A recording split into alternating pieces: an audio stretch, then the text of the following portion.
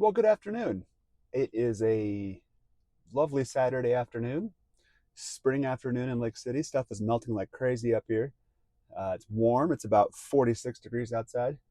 And I'm going to do a little experiment today. I thought I'd take the camera up to the cabins and do a little tour of our off-grid solar system. I thought that might be interesting to some folks. I know when I was putting it together, it was pretty hard to find any good, decent resources out there about how to do it. And so I just kind of pieced it together from YouTube videos and websites, and I worked with a company called Windy Nation, which I highly recommend. Not sponsored, but Windy Nation did a great job working with me and educating me and helping me get the products that I need. So we actually have three different solar systems up there at the cabins. We have two at the cabins and one at the mine tour. And so I'll give you an in-depth of at least one. Maybe we'll check out all three. I'm not sure. It's about a 10-minute drive up there, and hopefully the weather stays good. The sun's coming out. I think it's melted off enough that I can actually get down there and get up to the panels and show you all the stuff. So let's go check it out. So this is the view from the front yard of our cabin. It's not too bad. It's actually gorgeous up here. We need to spend some time up here and get up here because it is so nice up here right now. It's about 50 degrees. The sun is shining and the snow's gone. It's just beautiful. So mountains behind us. This right about here, this is the bridge up to Alpine Trail with the river underneath it that you can see is still a little bit frozen. Mostly frozen, I guess, but it is thawing out pretty quick. And then right behind us here is the cabin. All right, so here's the cabin with the dirty Model Y that is just filthy and needs to be washed. But here's our little cabin. It's our little paradise up in the mountains. It's basically one room with a bathroom and a loft. I don't know the exact dimensions, but I'd say about 24 by 12. So I think it's somewhere around 300 square feet. Front doors on this end here. And then on the back, that kind of unfinished area is a storage shed that we had kind of added on to the back. And that storage shed is where the panels live. And I'm sorry, where the batteries live and all the equipment for the solar system. And then there are wires that run up the hill here to the panels that are up here. We'll go up there in a second, but you can see the panels are right up there. So we put them up high because there's a little bit less shading up there, and they get a pretty decent sun even year round in the winter. The problem in the winter is that the sun barely makes it over this ridge, and so there's a lot less sun, but there's still enough to keep them charged, to keep them from freezing. And in the summer, the sun's way high in the sky, so this mountain is not even an issue. So we're gonna head up this hill right here, which about 2 weeks ago was covered in snow, but now it's totally melted off. So we're gonna head up and check out the panel. We have made it up the hill, cabin's down there, and here's the panels. So there's a total of 4 panels. They are 100-watt panels, 12-volt panels, and they're mounted due south, ideally. So I have the angle set so they're looking this way from the panels. It's perfectly south. In terms of their angle, so from what I understand, the ideal angle to set a panel, if you're going to leave it up year round and not mess with it, is equal to your latitude. So we're here at 38 degrees north, and so these are set to a little bit more than that. So I said a little bit more than 38 degrees. Why is that? Well, if you leave the panels at the same angle all year long and don't change them, then you should set the angle of the panel equal to your latitude, and that'll be the maximum efficiency. So that's the average height of the sun in the sky throughout the year. The reason I have them set more, and by more I mean these are set at about 45, 50 degrees. So there's all kinds of calculators you can find online about how to set the angle of your panels. And if you have panels that you're going to change the angle for, then in the summer when the sun's higher in the sky, they should be flatter. And so if I don't remember exactly, but I think for here it should be about 14 or 15 degrees. So almost flat in the summer. And then in the winter, they should be more like 60 degrees, so much closer to vertical, just because the sun's lower in the sky. And so the more the direct angle between the sun and the panels, the better your efficiency is going to be. For the first year or two we had these up here, I did come up and change the angle twice a year. I put it in winter mode and summer mode. But I found that we don't come up here for long stretches of time. It's usually a day or two tops. And so our battery bank is plenty to get us through that, even in the summer. So I might get 20% more efficiency or charging if I adjusted them to be a flatter angle in the summer, but I don't have to because we don't run out of juice. And I leave them at a steep angle because of the winter. So I'll flip around and show you. So it's spring right now, so you can tell it's almost all the way melted off. But if I come up here a month ago, there's probably, I'd say on average 2 feet up here, maybe as much as 4 feet of snow throughout the winter, depending on the storms. And I had these mounted just on these big railroad ties, like this. And you can see these little thumb screws are how you would adjust the angle. So all these holes, and you can lower the panel and take the bolt out, lower the panel, and then reinsert it at a lower angle.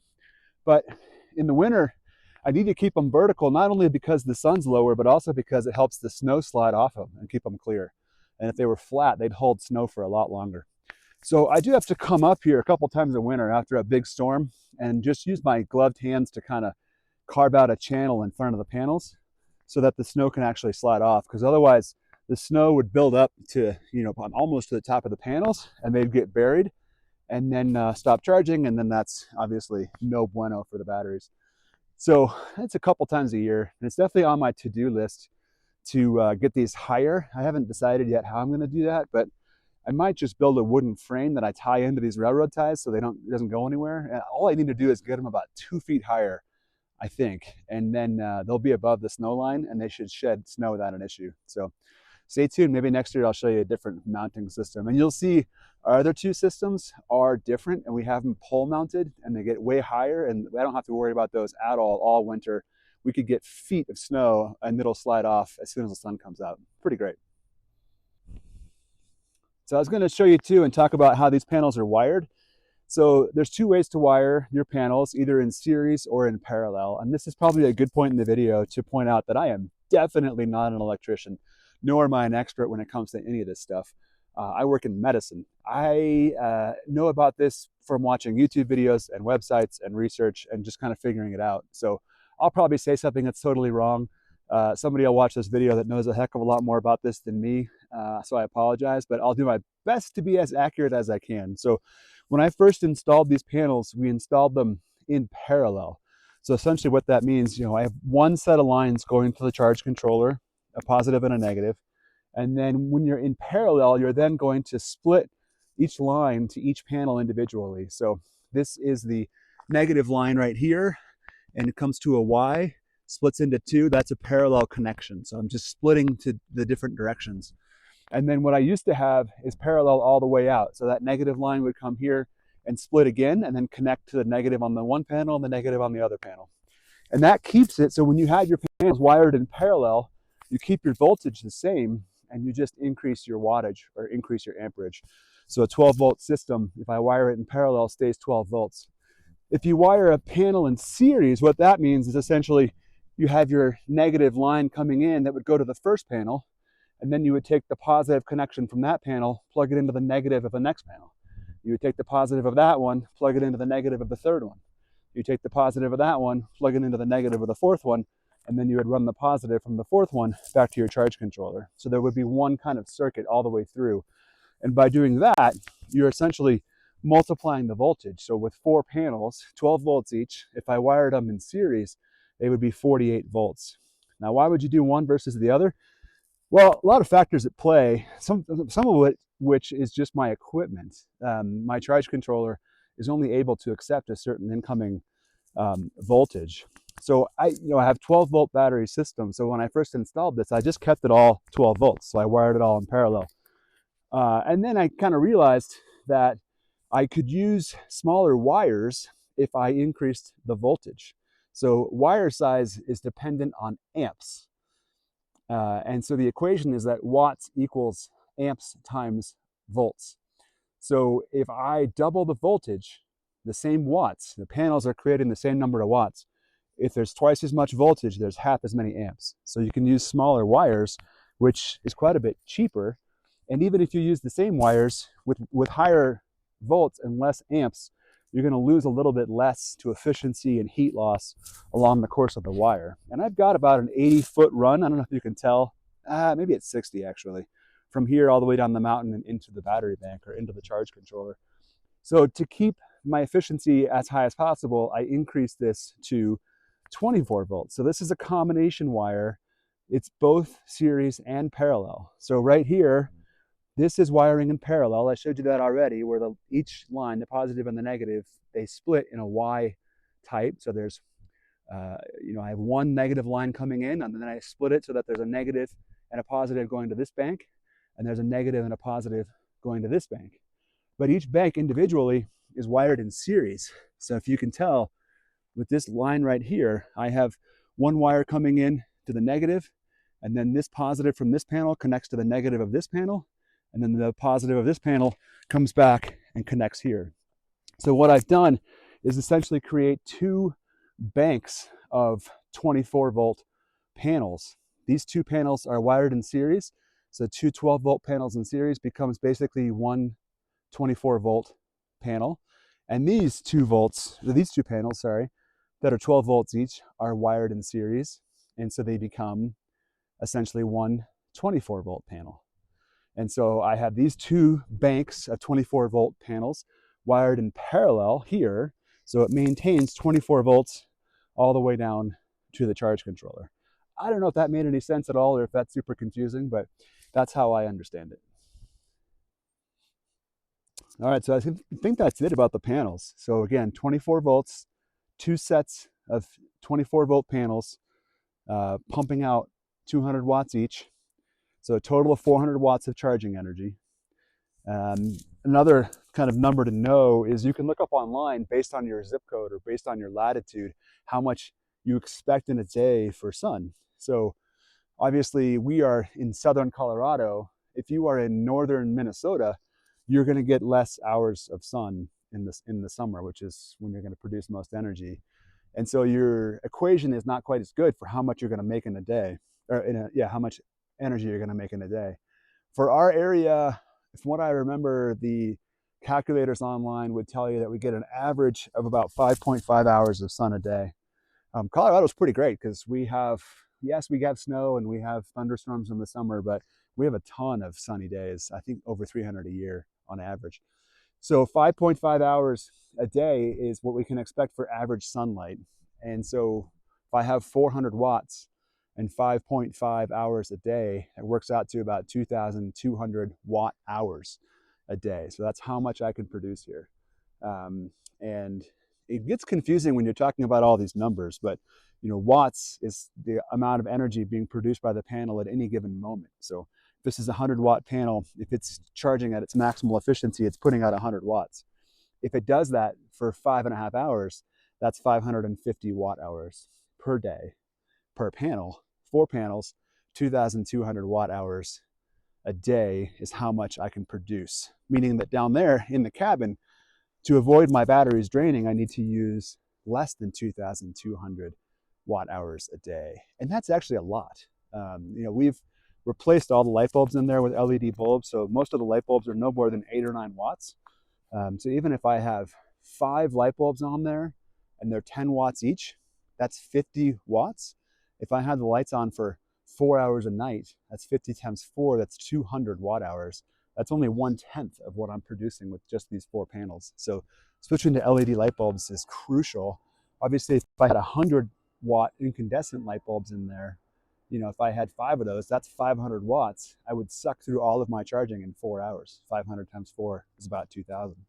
So you have to really be aware when you're on a low voltage system like this, how much you're using, particularly things that are on for a long period of time.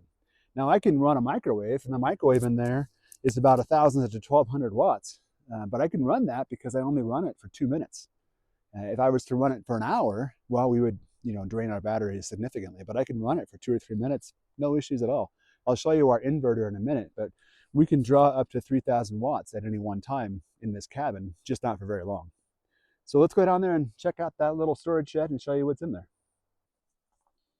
All right, so let's head into the storage shed. There's the front of the cabin here. This is our little front area. It needs to be cleaned up because we haven't really been up here since the snow melted yet, but we can have lunch and picnics out here. You can hear the river. I don't know if you can hear it on the video, probably not. And then we have these steps that lead up to this storage shed right here. So we're going to open it up. Here are the main solar lines coming in. They used to be attached to clips up here, but it looks like the winter's been rough, and so they've fallen down. So I need to replace those clips. But I have the wires coming into this hole up here from the solar array. It's a constant battle up here against mice and pack rats. So Every hole you see is stuffed with steel wool, which isn't ideal for wires, but it is what it is. It's keeping the rodents out of our storage shed, which is pretty much mouse proof. So opening it up, this is what we've got. So we've got a water heater in here. Again, a little less than ideal, but if there were ever a leak from this water heater, it would stay on the ground and run out well below any sort of electrical system. And here is the system right here.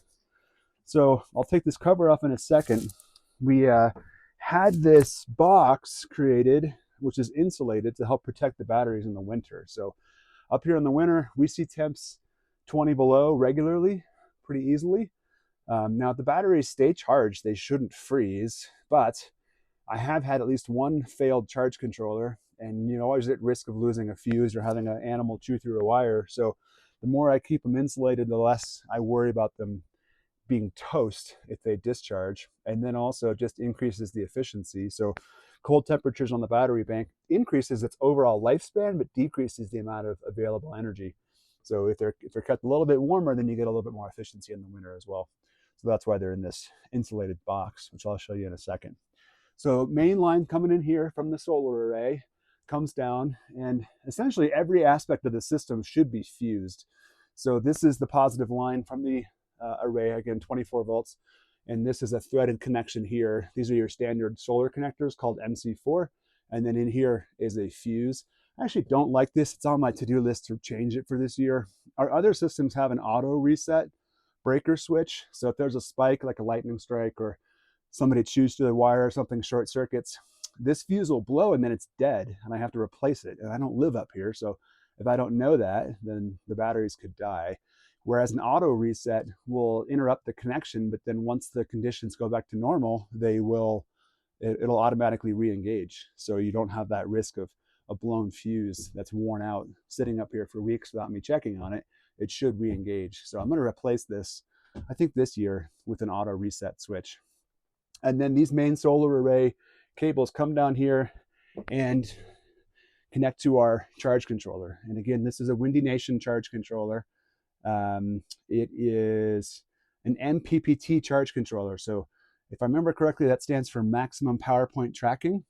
And essentially what that means is that the charge controller will adapt to the incoming voltage from the panels and give you the highest possible efficiency.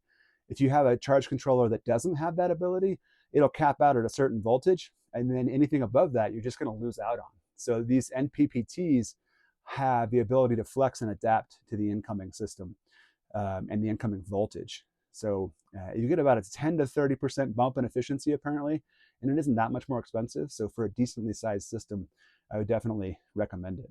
So this is the charge controller. And again, this company, Windy Nation, not sponsored, but they have been awesome, super helpful with me.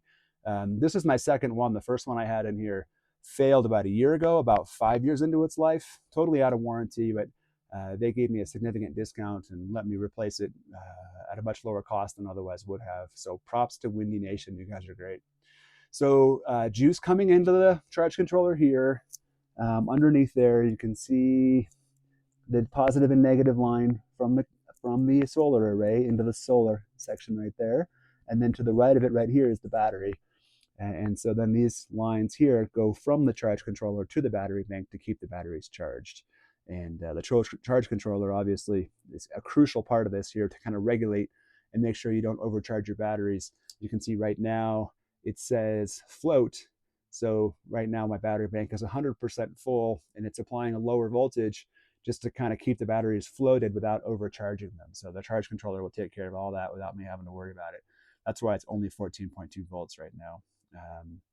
I don't know if we can see. Let me try to mess with this a little bit.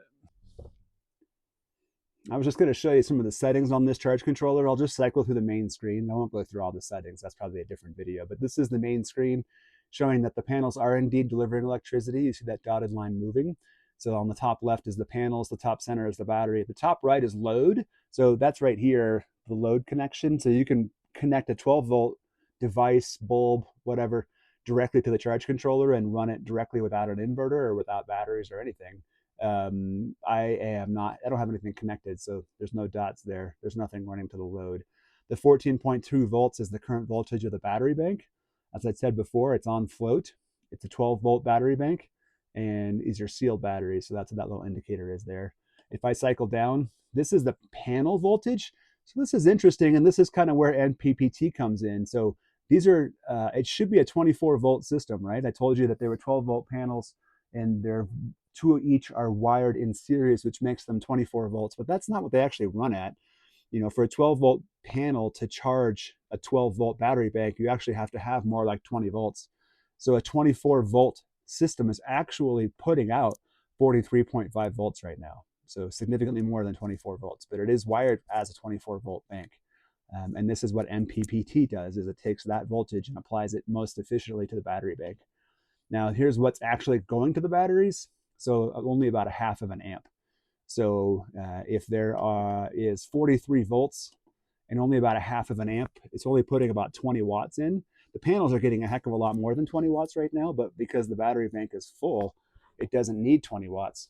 So it's just down regulating the current to make sure that it doesn't overcharge the batteries. This is the voltage of the battery bank, currently 14.2. This is the voltage going, or the amperage going to load, which is 0 because there's no load. And this is, I think, how many amp hours have been put into the battery bank today. So 4 total amp hours, not much. And this is how much has gone to load today, nothing. This is the temperature of the battery bank. There's a temperature sensor that comes off of the charge controller right there. And so it's 10 degrees Celsius down there in the battery bank, above freezing. That's just a status code. That means there's no errors. And back to the main screen. So here's the battery bank. So there are 4 batteries. They're 100 amp hours each. So it's a total of a 400 amp hour battery bank. That's how these are measured. Now, I always plan on only using the top 50% to prevent premature death to the batteries. So I kind of think about it as a 200 amp hour battery, not a 400 amp hour battery. That's how much usable energy I actually have, about half of each battery. So I showed you the wires before, positive and negative coming from the charge controller. And you can see the positive cable comes in on this battery here, and the negative comes in to this battery over here. The reason being, so you don't want to, for example, just connect your positive and negative to the first battery and then wire them all together and then have your inverter come off the last battery, because it creates imbalanced charging. So the first battery that sees all that current from the charge controller will charge higher than the last battery. So you want to try to balance it out.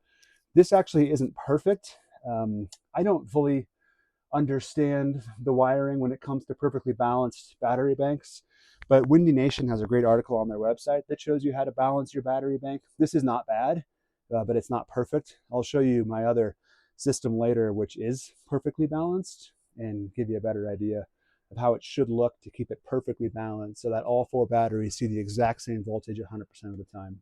But right now I've got these batteries wired so that the 12 volts comes in and the 12 volts comes out. These are all wired in parallel. As you can see, all the positives are connected together and all the negatives are connected together. So it stays 12 volts throughout and then puts 12 volts out to the inverter right here, which is a 3,000 watt Windy Nation Vertimax inverter.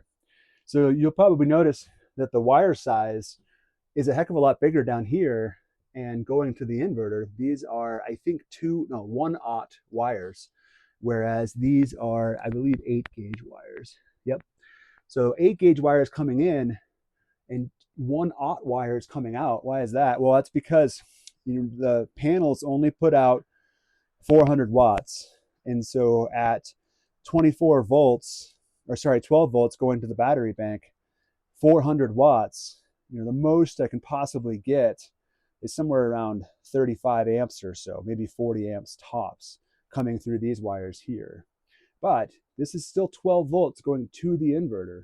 And this is a 3,000 watt inverter. So if something gets turned on inside that takes 3,000 watts, with 12 volts coming from the battery bank, that is a huge number of amps. 250, somewhere along those lines. That's not perfectly right, but it'd be 3,000 divided by 12. So you need wires that can carry 250 amps without exploding or melting. And so that's why we have these big gauge wires going from the bank to the inverter.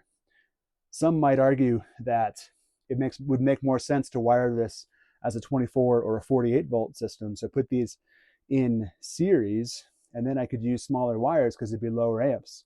Totally true. This inverter, though, is only rated for 12 volt input. So I have to keep it at 12 volts to make the inverter happy. All right, so that is, just to recap, the main power coming from the array comes down these two wires, positive and negative, is fused there into the charge controller.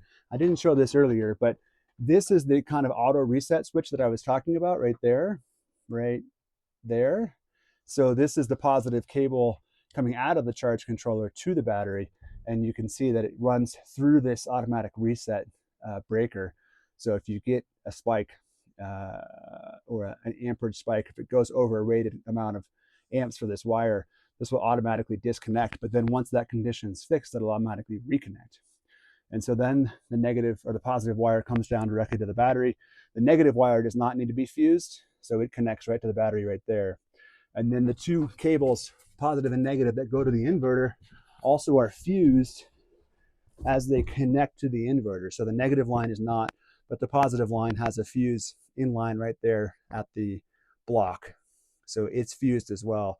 So you want a fuse between your panels and your charge controller. You want a fuse between your charge controller and your battery bank. And you want a fuse between your battery bank and your inverter.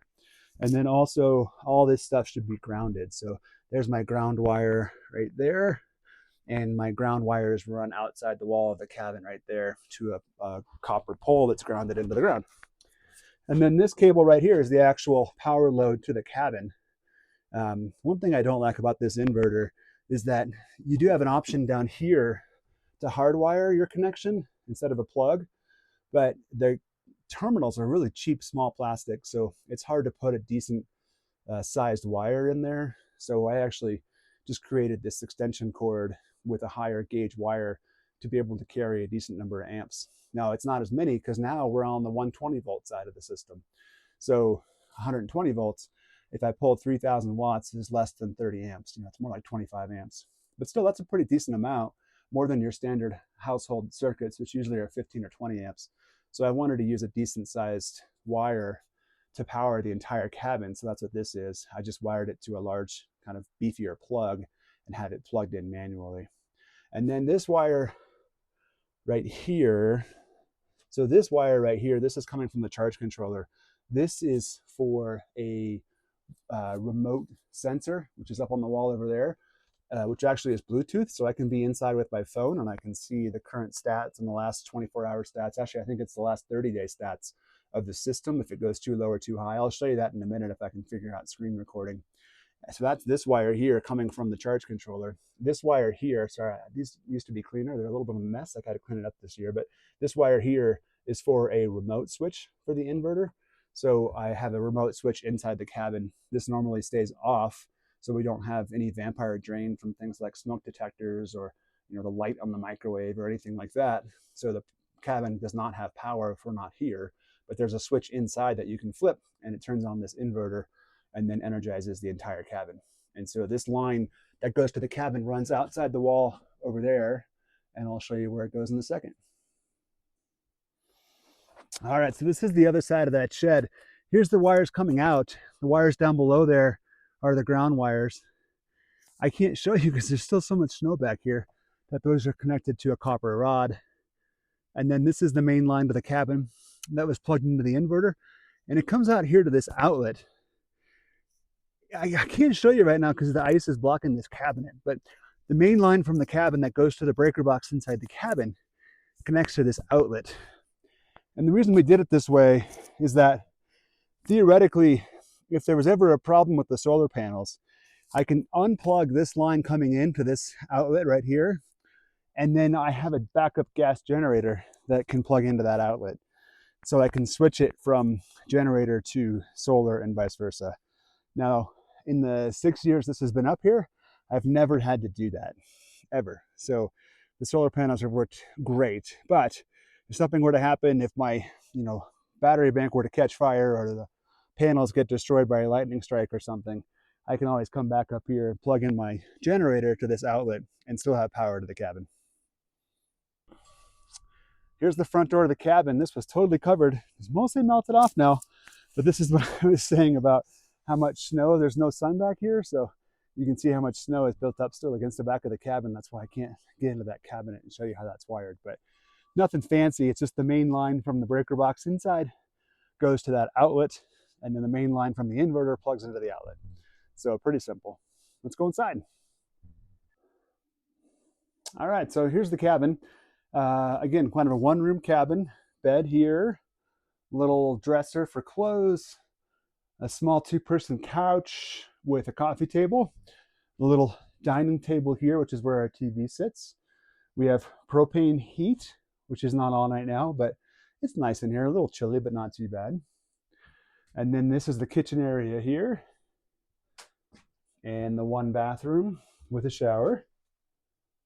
And then we do have a loft area too up there for extra sleeping quarters. It's kind of nice up there actually. So this is the remote switch for that inverter. On the inside, I mounted it right to the side of the cabinet here. And so let's see if it works. Yes, we have juice. So what actually uses power in here? Mostly just lights. So we have light bulbs there, light bulbs and a ceiling fan up here, which is crucial in the summer because it can get pretty warm in here. The ceiling fan is super nice. This down here is a cell booster, which goes to an antenna up there by the solar panels. So we have great cell service in here with that booster when the generator or when the inverter is on. We have a TV. We used to have a satellite dish up here, but now we just connect our iPad or our phone to it and download stuff. Or actually, the Lake City upgraded their cell service quite a bit. So there's enough service up here to stream HD videos. So we can watch Netflix and YouTube and Disney Plus up here with no issues. This is a cool little adaptation. So this is a Magic Chef freezer. This is a chest freezer. It's empty right now. It's about 36 degrees in there, just left over from the winter. But see, there's a little temperature sensor that I keep inside here. And that temperature sensor runs to this little cool device right here. So this plugs into the wall, and then this essentially has a thermostat on it. You can adjust it with this dial right here. Right now, you probably can't see it, but it's set at 42 degrees. And so this turns this freezer into a refrigerator, and it's much more efficient than having an electric refrigerator. So this actually will run on our solar system. And so this little sensor senses the temperature inside there, and when it gets colder than 42 degrees, it just cuts power to the freezer. And so then it turns the power back on when it gets above that temperature and keeps it at a nice fridge temp, even though it's actually a freezer. And so because the freezer is so well insulated and much more efficient than a fridge, the energy cost is way less than it would be if we just got a little dorm fridge. And then I usually keep it set so that the way it ends up working, there's a little kind of lower area down there, and that will actually stay frozen. So we can put ice and frozen food down there, and then towards the top of the fridge, it's fridge temps. Things won't freeze, so we can put drinks and meat that needs to stay not frozen a little bit higher up. So it works really well. And then just more lights. This microwave works great. Again, it's about 1,000 watts. This is an ice maker, so you just pour clean water into it, and it continually recycles and makes ice. So we don't have to worry about bringing up packed ice. And then lights in here as well. And I think that's about it. I mean, we've run a vacuum. I've run an air compressor before off the solar system, and it works great as long as we don't exceed 3,000 watts. But that's pretty hard to do. Like I said, these are all LED bulbs that are about 4 or 5 watts each. So not much. Let me see if I can get the monitoring system to work, and I'll show you that. All right, so here's the app that I was going to try to show. So this is called SRNE, and it's a free app that comes along with the purchase of your charge controller. So it's powered by Bluetooth, and so I can sit in the cabin. I don't even need to go into that shed outside and connect on the app on my phone with Bluetooth and then be able to see everything that's going on with the controller. So if you tap on the device, it brings up this screen right here, and you can see it shows real-time data, it shows history, and then basic info as well. And so the real-time data gives you a basically second-by-second meter of how many watts you're producing. So at this moment, we're producing about 116 to 118 watts. And that's because I turned the lights on. So the charge controller increased the input from the panels just to match what we're using so the batteries stay fully charged. If we turn the lights off, it'll go back to the float wattage, which is more like 30 or 40 watts. right there. It just turned off the lights, and so it goes back down to 30 or 40 watts just to keep the batteries float charged. And so down below, it's broken down by solar panel and by battery. And so for each one, you see voltage, you see the current or the amperage, and then the total amount of watts or power. And you can see how the amperage is higher on the battery side than the solar panel side. That's again because of the difference in wiring and how the solar panels are putting out 40 volts and the battery is only 14 volts. So more amps. That's why those wires need to be bigger from the batteries to the inverter.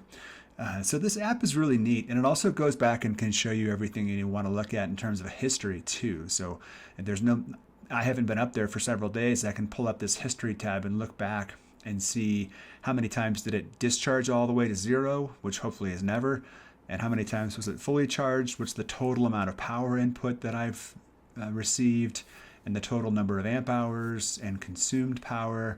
And then on the bottom there, you can actually scroll day by day and see your maximum and your minimum voltage, which is great. And what we're seeing there, it's been fully charged the whole time. It's just the voltage is higher when the sun's shining. So great app, highly recommend. So that's about it for the solar system at this cabin. Like I said, I'm not an expert, and I welcome and encourage any feedback, any comments down below.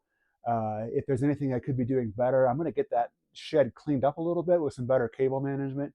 I saw some mouse stuff in there too. I don't know how they get in there, but I need to get that cleaned up. So now that we're in spring, we'll get that dialed in a little bit better. But the system's working great. It's 100% charged. We have lights, we've got power, we've got juice. Again, Windy Nation, strongly recommend. They're online. I believe, if I remember correctly, it was all free shipping and great tech support. I'd reach out to them with questions about wire sizing and fuse sizing and designing my battery bank size and just kind of sizing the whole system. And they would answer within a few hours by email, and they're always willing to answer questions. So thanks for those guys. And let me go show you the other two systems. I won't do the in-depth like this one, just to kind of give you an idea of how things can get set up in different places. All right, so here's the backside of the other cabin. This one's a little bit bigger, but same energy needs basically. This cabin kind of has a great view right over the cliff here, down to the river, which is just melting out. And look at this view down towards Cannibal Plateau. Just a gorgeous day. Blue skies, warm, totally comfortable in just a sweatshirt. So that's what I was talking about before. On this panel, on this solar system, we pole mounted our panel. So they're up there on a pole. Let's go up there, I'll show them to you. All right, so here's this system. Exact same panels, wired the exact same way. So 4 panels, wired into 2 banks each, so 12 volt panels, but wired in series to 24 volts times 2. And here's the main line that runs all the way down this hillside to the cabin down there. And if we go around behind the panels, this mount's really nice. It's on a heck of a sturdy mount drilled into the rock. It's going nowhere. And it's got an adjustable angle. It's not perfectly plumb, so it says 60 degrees. I think it's more like 55 or something, but it's pretty close. As I was saying before, these are in winter mode so that they will shed the snow better. 38 degrees would be perfect if it was year round, and more like somewhere in that 15-degree range for summer. Now on this mount, the other one I have to loosen 3 bolts and screws for each panel to adjust the angle, so it's a little bit of a pain. On this one, I literally have to take off that nut, and then this whole mount will tilt back and adjust, and I can flatten it and then put the bolt and the nuts back on. So really, really easy to adjust the angle. So on this one, I do adjust it usually. And also, our parents live down here, and they tend to stay up here for a good portion of the summer sometimes. So we want to make sure that there's plenty of juice for being up here for multiple days in a row. So coming up pretty soon here, I'll adjust these from winter mode to summer mode. So here are the wires coming in to this system. Now, this cabin doesn't really have a shed like the other one does, but we co-opted this old freezer and use it for all of the solar equipment storage. This has worked out awesome. I was a little concerned it would turn into an oven in the summer, but it hasn't done that. It's really well insulated. It keeps the animals out. It's completely dry. and it's well insulated in the winter so that it stays warmer in there. So if I open this up, it's going to look familiar to you.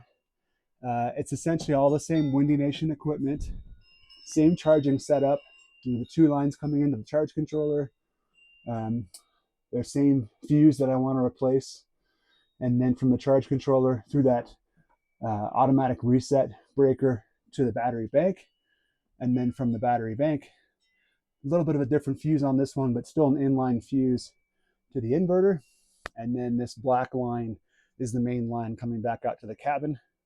Just like before, this black line here is the remote start for the inverter on the inside, and this silver gray line is the remote display so that you can be inside the cabin and see your stats from your battery bank and charge controller and panels.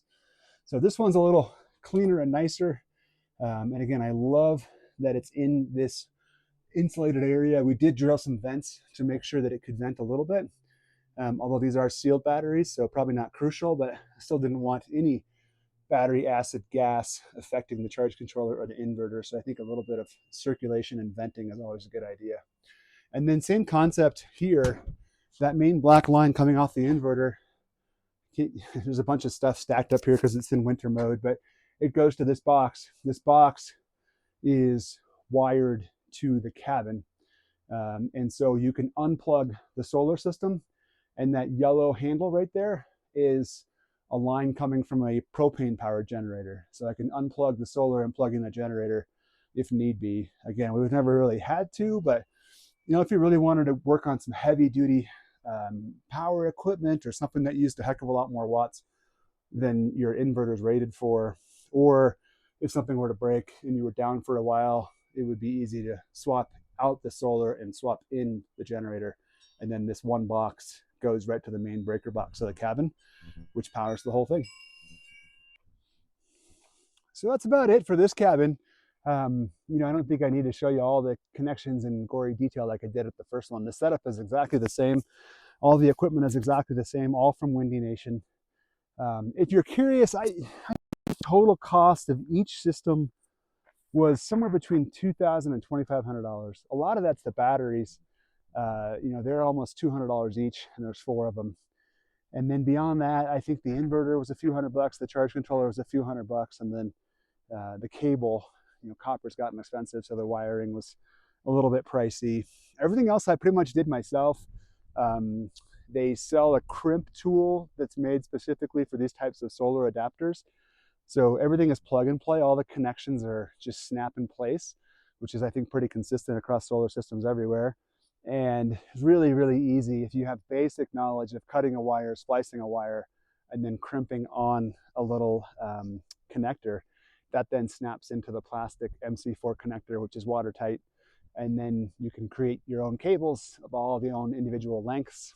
And really, the hardest part for me was sizing the system and just figuring out how much was my need, how many panels do I need, how many batteries do I need, and what kind of wire size do I need. And so figuring out the sizing was the most challenging, but Windy Nation was super helpful in figuring all that out. When it comes to figuring out what size system you need for your cabin, really what you need to do is inventory exactly what you need to use electricity for.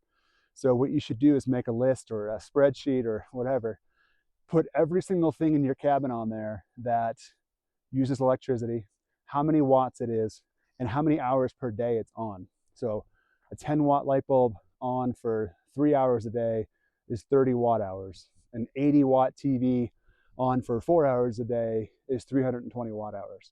So you need to add all that up, and then you'll come to a sum, which is my total watt hours needed per day.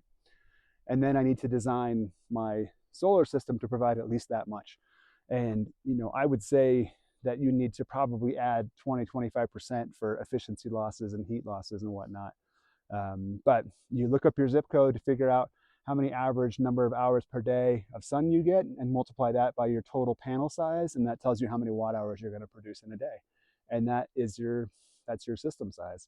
So the more you can change incandescent light bulbs to LED light bulbs, the more you can get things out of there that are high wattage energy suck things, then the smaller your system can be and the more money you're going to save.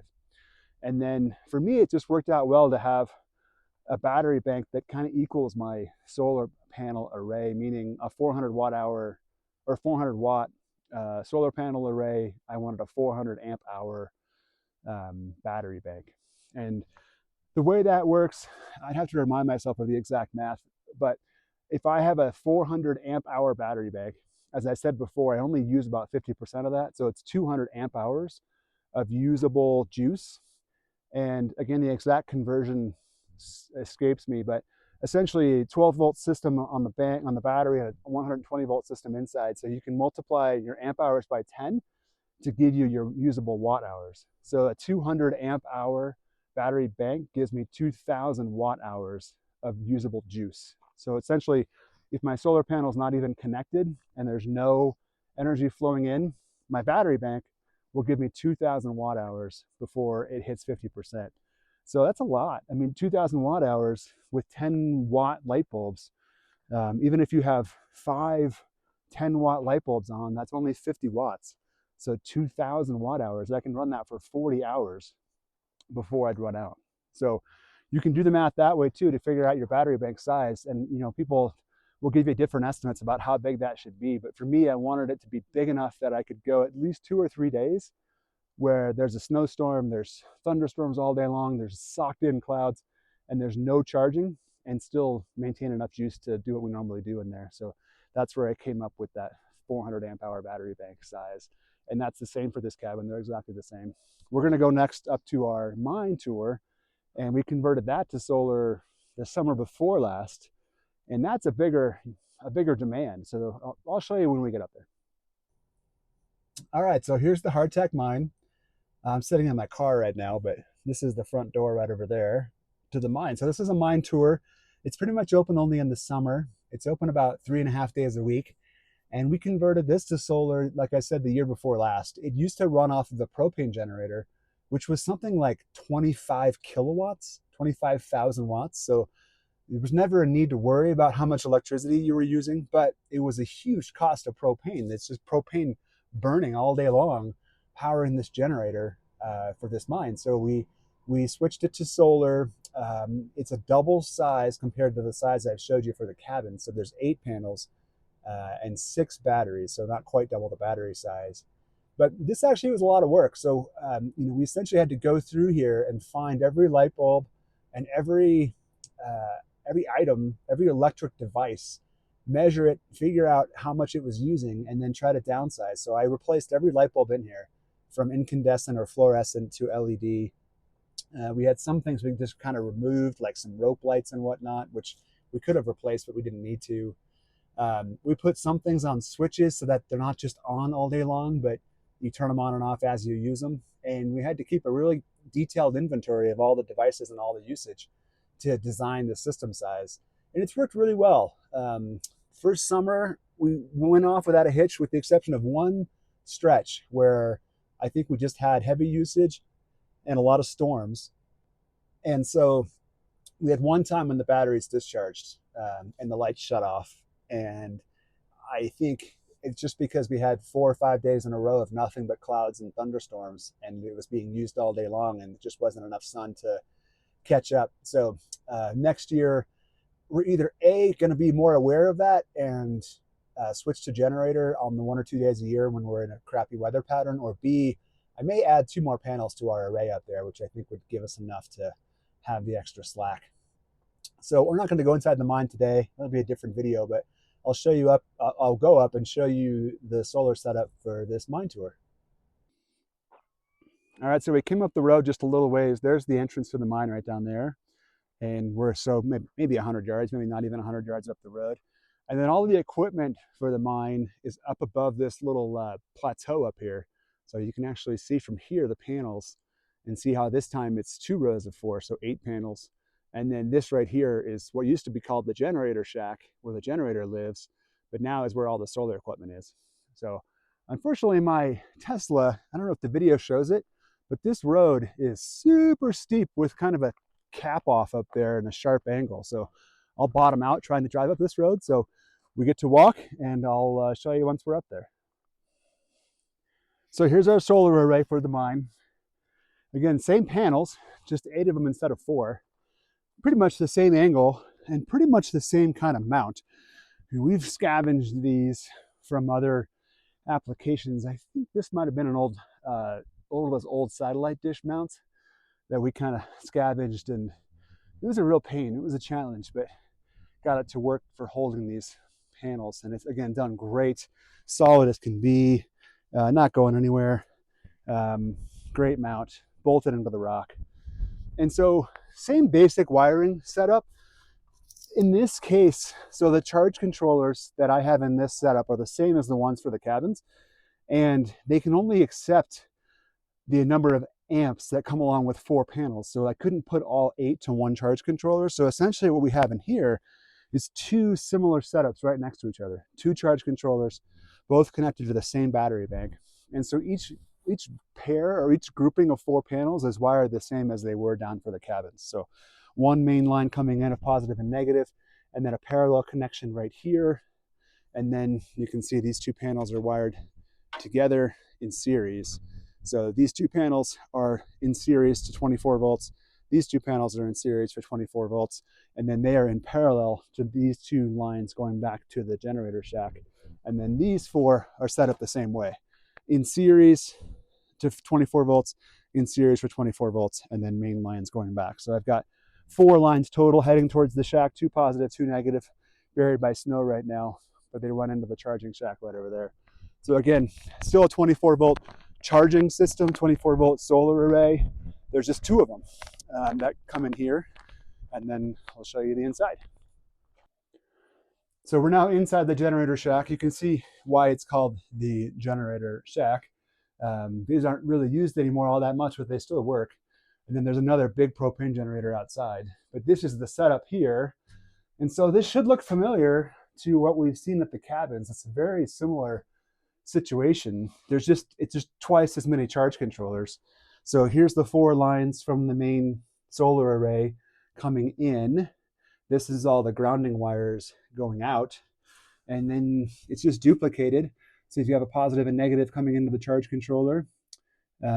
Now here, this is what I was saying before. These are the fuses for the incoming solar array. So I got rid of those fuses that can blow up and melt and just got these that will automatically reset. So these are the positive lines coming in. There's 2 of them because there's 2 different arrays. And then 2 positive and negative cables coming into each charge controller. And then 2 positive and negative cables coming out from the charge controller down to the battery bank that I'll show you in a second. Those are fused right here. Same exact automatic reset switches. And then here are the big honking 1-aught wires from the battery bank to the inverter with that same kind of fuse system. It's 300 amps like I showed you at the other system. And exact same 3000 watt power inverter. This is a pure sine wave, so a little bit cleaner for electronics. Here's the remote cable for the remote start because the mine is way down the hill. And the folks at Windy Nation could not guarantee me that this was going to work. We actually got this 4-wire phone line extension cable. So this goes about 300 feet plus to the mine entrance where the remote switch actually is. And it's worked flawlessly. I had to, I was using a little junction box, like a cheap little connector for phone line to connect to the remote switch where it is down there. And that would get corroded because it's very moist in the mine. And so we had to switch that out and hardwire it. But once I've done that, it's worked perfectly well. And then these are the remote monitors. So I didn't show you this inside the other cabin, but this one's a little bit older, or at least not set up with the Bluetooth setup. So these are just kind of manual monitors, but you can see same information. Right now, bank 1 is putting in 8 watts just to keep the batteries on float, which are also 14.2 volts, and there's no load. And this one should be the same. They usually are really, really similar because they're mounted exactly the same way. And so, yeah. And so the battery bank is in this cabinet underneath. It's got insulation on it just for the winter. So I think we can take that off. I'll need to sweep some of that stuff off. But 6 batteries in here, wired in parallel. So it's 600 amp hour battery bank, 12 volts. Normally pretty clean. This is just leftover stuff from that insulation I just took off. But so I kind of learned my lesson. And again, you can kind of look at this video or freeze it. And this is what Windy Nation recommended for wiring in terms of a perfectly balanced battery bank. And so you can kind of see all the negatives and all the positives are connected together. So it is a parallel wiring, but it's not just one to the other. There's some crossover. That back battery is wired to this one, but this front battery is wired to that one, which then skips the middle one and goes to the back. And then the inverter connections and the charging connections are on the same pole of the battery. So this battery and then the back left battery, you can see the two charging cables coming in there from the charge controller, and then that's the inverter cable going back up. And same thing, all connected to the same terminal on this back one. So the electricity comes in and goes out on the same posts, and with the wires being balanced and the batteries being balanced correctly, then it keeps all 6 batteries at the exact same voltage. I can't prove that, but that's what I'm told. So I would look it up unless you're an electrician and you know how to do it. But this is theoretically a perfectly balanced battery bank, and it's worked great. So I think that's it. Battery bank, 2 sets of charge controllers, 2 different arrays of solar panels, same inverter, and then the remote monitor. And then very similar setup to the other cabin. So here's the main line. I did actually hardwire this one. So it's hardwired into the inverter. And then this line travels all the way across this generator shack and down to this outlet right here. So this outlet is powered by the solar system. And then this is the main line that goes to the mine tour, and it plugs into this outlet right here. So we did it that way for the same reason. This is the outlet that connects to the generator. So if the solar system were to die for some reason, I can just pull this plug off of this outlet, plug it into this outlet, turn the generator on, and the mine's got power from the generator. And then there's a third plug right here, which energizes this box, which gives us power here in the generator shack. So I can unplug that, or I can plug the generator into that and give us power inside here. So lots of flexibility and backup system. Because you just gotta have backup up here. Everything is so harsh and you can't get parts for weeks, and something goes down, gotta have a way to keep the business open. So this is about from the shack. There's the array right there. And I think it was about 60 feet, might have been 80. I don't remember exactly. This is 10 gauge wire. Although I had the same thing here. I originally had this wire that's all 12 volt panels all in parallel, and then realized that I could convert them to series parallel, run them at 24 volts, and have lower amps through the wires, less heat loss, less cost of wire expense, etc. So that's how it is now. And who doesn't mind this view from their generator shack? It's not too bad. So that's about it. Maybe I will go down and just show you the remote start switch, the remote inverter switch right on the inside of the mine, so you can see how that one works. So here's the Hard Tack Mine. Those of you that might come visit Lake City in the summer, you should really carve out a few hours one day to come check this out. Buffy's family has spent, 25 years plus putting this together and running it every summer.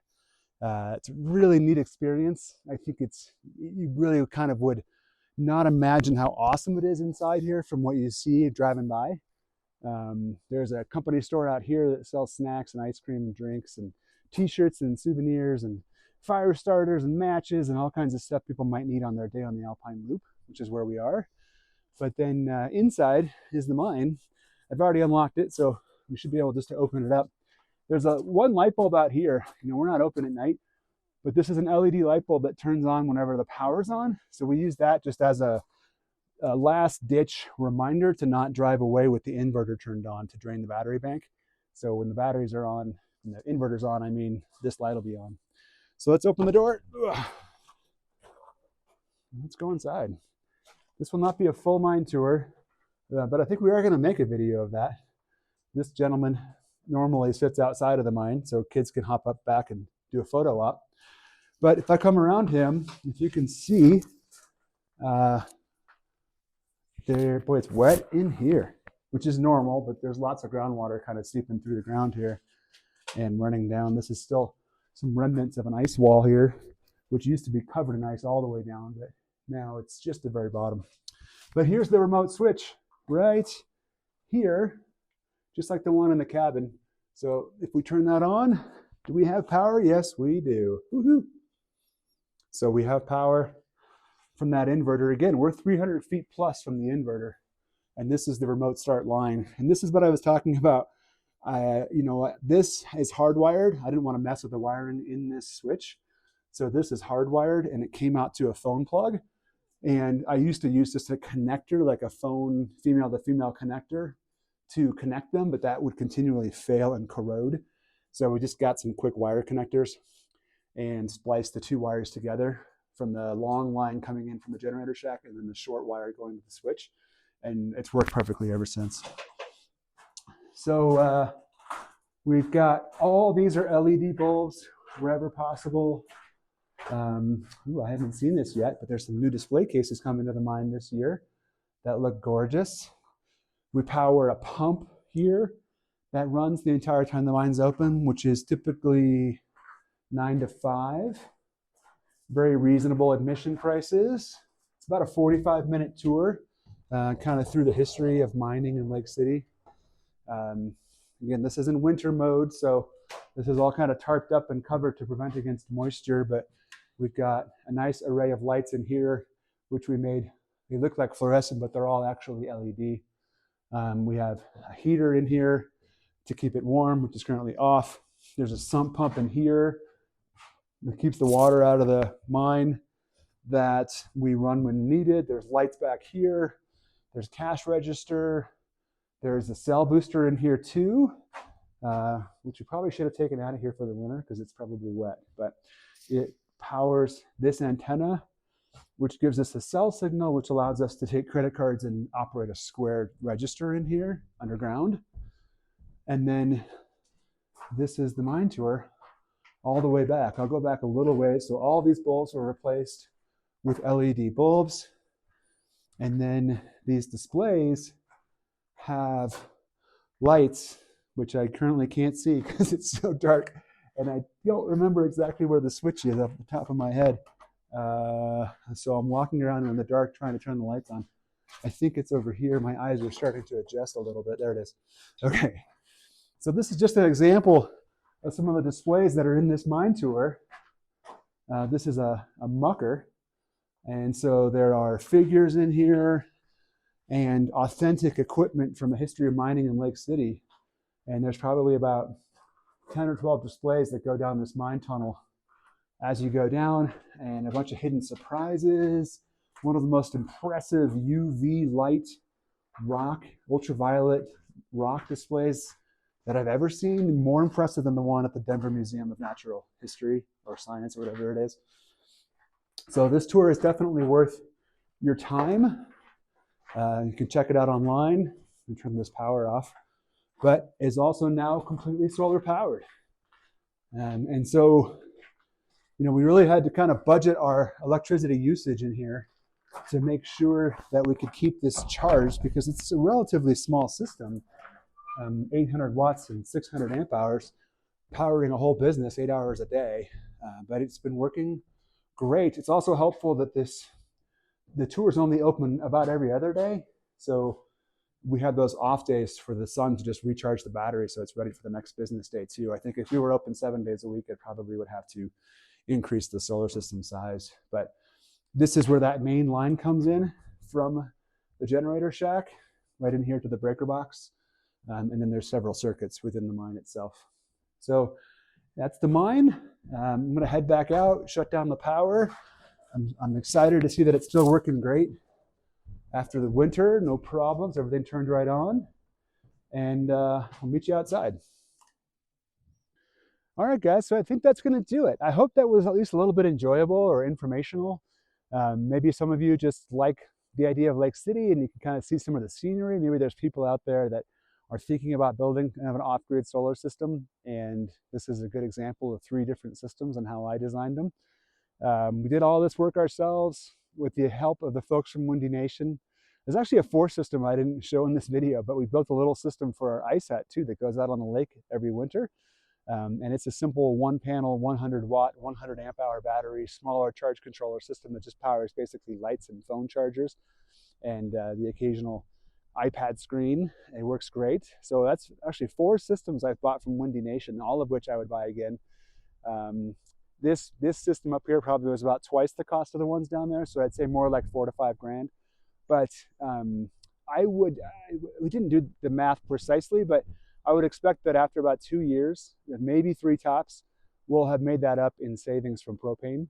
So it's kind of a no-brainer if you can figure out how to put it together and get this stuff delivered. Also, I should point out that we live in the middle of nowhere.